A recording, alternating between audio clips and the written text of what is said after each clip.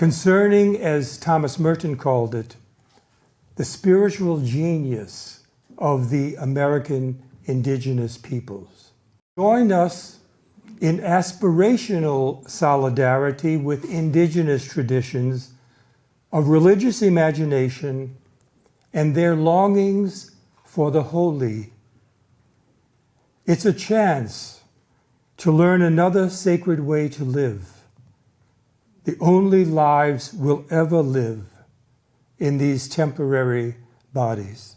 Merton and Indigenous Wisdom, like the other volumes in the Fons Vitae Thomas Merton series, once more demonstrates the incisive, boundless enthusiasm of Merton for the divine fullness of our human condition in all its glorious manifestations. Through the course of the book, we really hear Merton's historical voice, his spiritual voice, and his prophetic voice, educating us about the First Nations peoples. His spiritual voice, of course, seeking out that spirituality among these peoples and stirring our consciences about how they were treated. And then we hear his prophetic voice, as always, calling us to action.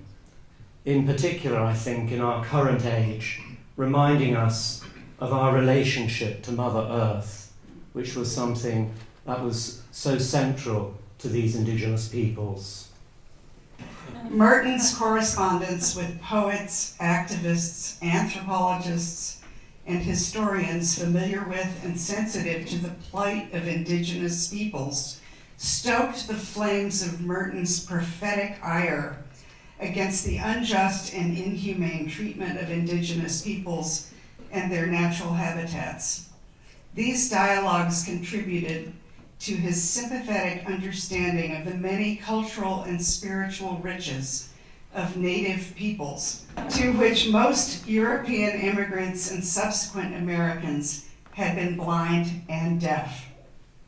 Merton appears to have quickly grasped the inner spiritual dynamics and even mystical experiences of Native Americans, owing to his extensive study of religious experience in many traditions.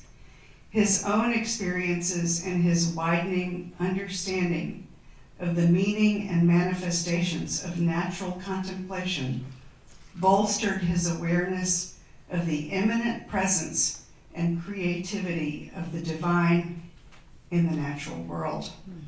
Fons Vitae is delighted to announce the latest in our Thomas Merton series, Merton and Indigenous Wisdom.